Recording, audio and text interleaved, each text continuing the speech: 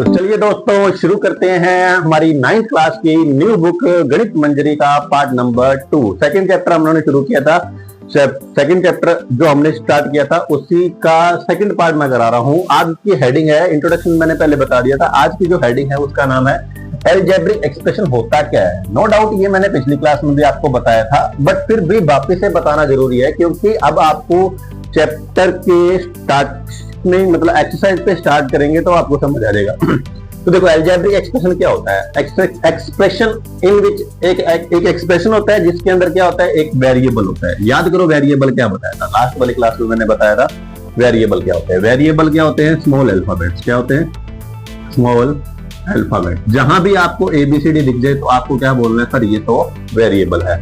And उसमें क्या होना चाहिए, कांस्टेंट होना चाहिए। क्या होना चाहिए, कांस्टेंट होना चाहिए, प्रेजेंट होना चाहिए। मतलब अल्फाबेट होगा तभी वो अलजेब्रिक एक्सप्रेशन बनेगा। अब बात करते हैं एक्सप्रेशन कितने टाइप के हो सकते हैं। तो याद करो, देखो यहाँ पे देखो, जैसे अपने कोई क्वेश्चन लिखते हैं तो उसके अंदर या तो एक ही वेरिएबल यूज करते हैं, जैसे एक्स वाला यूज कर लेते हैं, कई बार एक्स भी यूज कर लेते हैं, वाई भी यूज कर लेते हैं। तो यहाँ पे अपने दो वाले वेरिएबल की बात नहीं करते, यहाँ पे बात करेंगे बच्चों अपने ओनली फॉर वन वेरिएबल। कौन से वेरिएबल की बात करेंगे, ओनली फॉर वन वेरिएबल की। तो देखो यहाँ पे मैंने बताया in this chapter we discuss only one variable. इस चैप्टर के अंदर आपको सिर्फ और सिर्फ ओनली वन वेरिएबल वाले क्वेश्चन को डिस्कस करना है। एग्जांपल मैं बता देता हूँ। जैसे मैंने लिखा 4x, ये एक एक्सप्रेशन हो गया। एक मैंने लिख दिया 5x + 7, ये इसमें भी एक ही वेरिएबल है। एक मैंने लिख दिया 10x² - 11, ये भी एक ही एक्सप्रेशन। तो जहां पर एक ही वेरिएबल यूज किया जाता है, ओनली वन वेरिएबल यूज किया जाता है, उसे बोलते हैं वन वेरिएबल पॉलिनोमियल। यहां पे बात समझ आ गई, क्या बोला मैंने, जिस एक्सप्रेशन के अंदर क्या यूज किया जाता है, ओनली फॉर एक one variable, only one variable use किया जाता है, उसे क्या बोलते हैं बच्चों, उसे बोलते हैं वन वेरिएबल पॉलिनोमियल।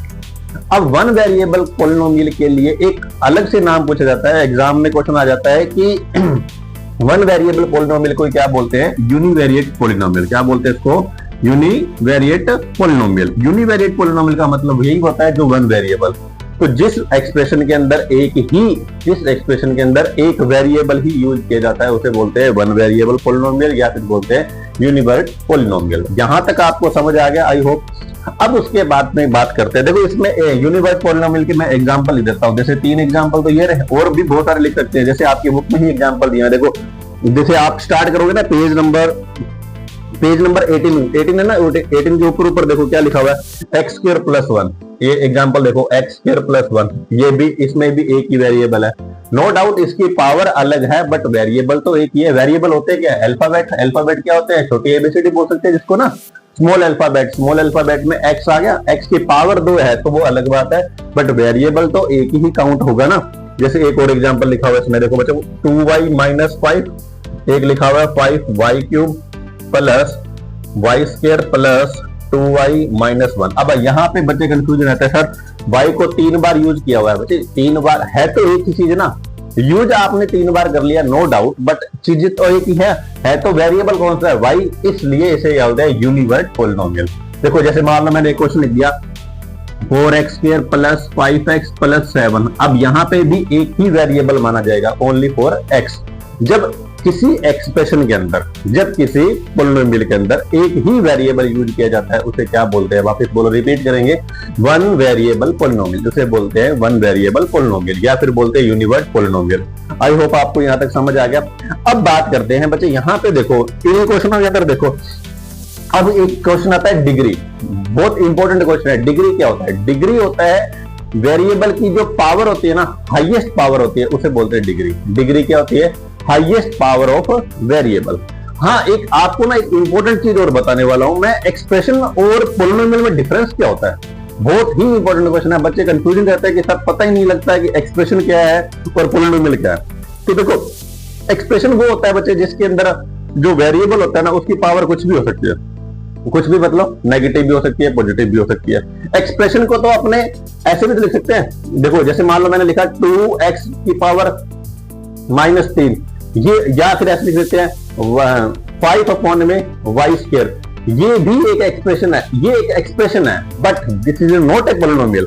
अब पॉलिनोमियल होने के लिए सबसे इंपॉर्टेंट बात क्या है, पॉलिनोमियल की सबसे इंपॉर्टेंट बात पता क्या आती है, पोलिनोमियल की जो पावर होती है ना, वेरिएबल की जो पावर होती है वो क्या होती है, वो एक नेचुरल नंबर होना चाहिए या एक होल नंबर होना चाहिए। होल नंबर क्या स्टार्ट होता है, जीरो से स्टार्ट होता है, तो जीरो तो आपने कंसीडर कर ही नहीं रहे एक बार, तो नेचुरल नंबर होना चाहिए। मतलब कि यहां पे एक बात याद करना, व्हाट इज द डिफरेंस, बहुत इंपॉर्टेंट क्वेश्चन है ये, क्या कि एक्सप्रेशन और पोलिनोमियल में डिफरेंस क्या है। एक्सप्रेशन में तो क्या होता है, जो वेरिएबल होता है, देखो एक्सप्रेशन में भी एक्सप्रेशन ही तो बाद में पोलिनोमियल बनता है। जैसे एग्जांपल बताता हूं, छोटी क्लासों में बच्चों को पढ़ाया जाता है रेशियो, न्यूमिनेटर अपॉन में डिनोमिनेटर को रेशियो बोला जाता है, वो ही बड़ी क्लासों के अंदर जाके बन जाता है रैशनल नंबर। डिफरेंस क्या होगा, जो रेशियो छोटी क्लासों में पढ़ाया जाता है ना, वो हमेशा पॉजिटिव वैल्यू होती है, जैसे 3/4, 5/4, 6/7, ये रेशियो पॉजिटिव होता है हमेशा, दोनों वैल्यू क्या होती है, पॉजिटिव कंसीडर की जाती है। बट जैसे ही हम बड़ी क्लास अपर क्लास में जाते हैं, 9th क्लास में आते ही आपने 8th क्लास में आपने आते ही पढ़ा था रैशनल नंबर। अब रैशनल नंबर में क्या होता है, वहां पे न्यूमिनेटर अपॉन में डिनोमिनेटर नहीं बोलते, वहां पे बोलते हैं a number which can write in the p/q format. अब p और q क्या होते हैं, p और q तो इंटीजर होते हैं। इंटीजर का मतलब क्या होता है, माइनस इंफानाइट से लेकर प्लस इंफानाइट के बीच के नंबर को इंटीजर बोलते हैं।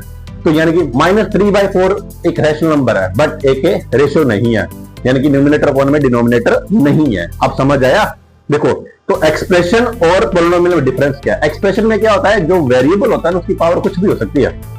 आप सुनो, एक्सप्रेशन के अंदर वेरिएबल की पावर क्या हो सकती है, कुछ भी हो सकती है, नेगेटिव भी हो सकती है, पॉजिटिव भी हो सकती है, बटा के फॉर्म में हो सकती है, पॉइंट डेसिमल की फॉर्म में भी हो सकती है, कुछ भी मान लो। ये देखो यहाँ पे देखो y/5 अपॉन में y स्क्वायर, अगर इसको सही लिखेंगे तो क्या बनेगा, 5y की पावर -2।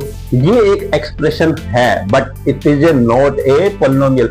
ये पोलिनोमियल नहीं है। क्यों नहीं है बताओ, because here is power is negative, यहाँ पे इसकी पावर क्या है, नेगेटिव है।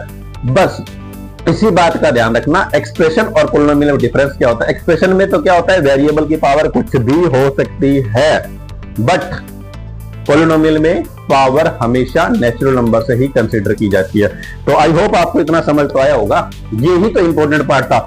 अब यहाँ पे देखो बच्चों, यहाँ पे ये सारे एक एक्सप्रेशन, ये एक एक्सप्रेशन भी है और इसका एक्सप्रेशन नाम लिख देते हैं अपने, ये पोलिनोमियल भी है। कैसे बच्चे, यहाँ पे x की पावर देखो कितनी है, 2, यहाँ पे y की पावर कितनी है बच्चों, 1, यहाँ पे y की पावर कितनी है, यहाँ पे देखो पावर, यहाँ पे 3 है, यहाँ 2 है, यहाँ पे 1।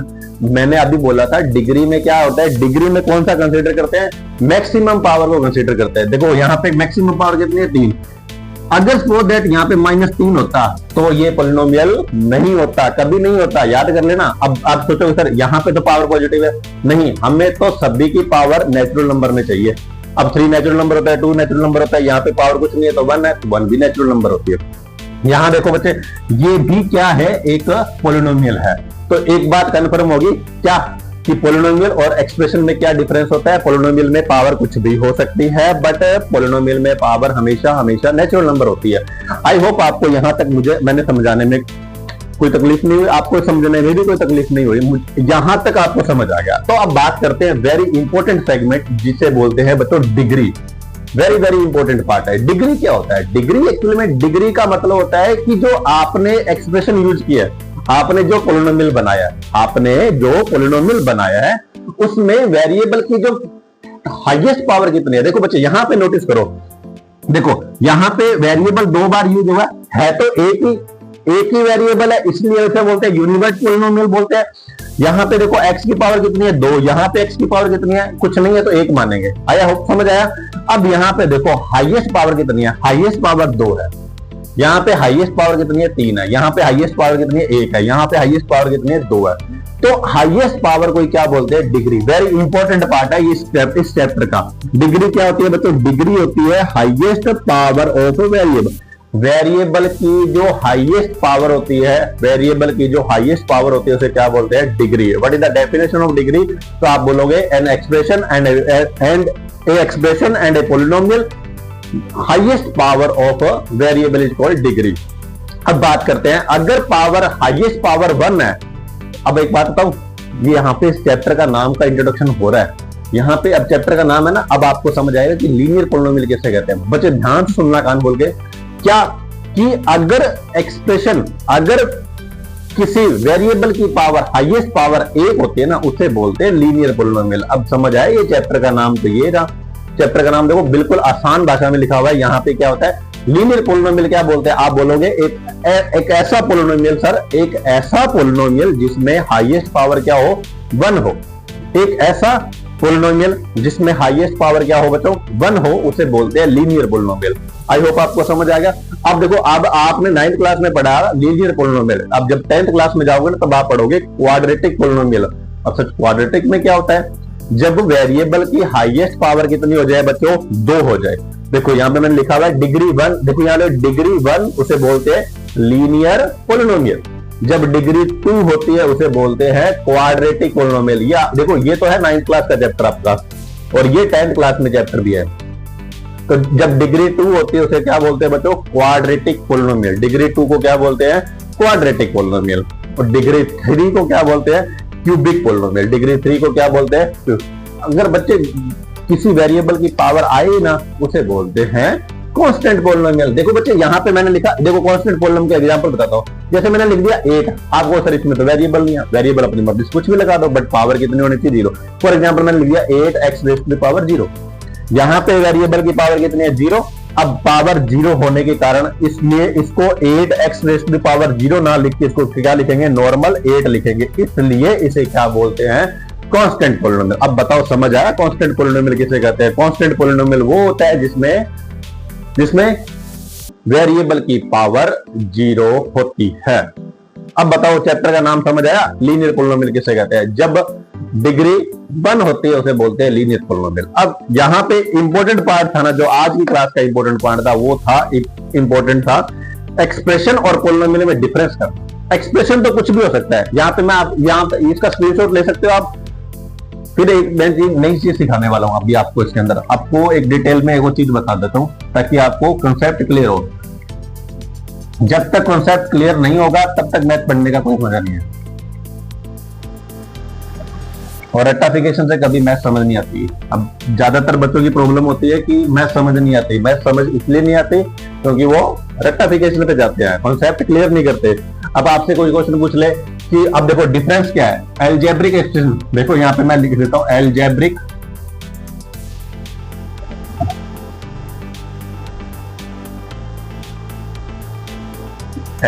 एक्सप्रेशन एंड यहां लिख दिया मैंने पोलिनोमियल।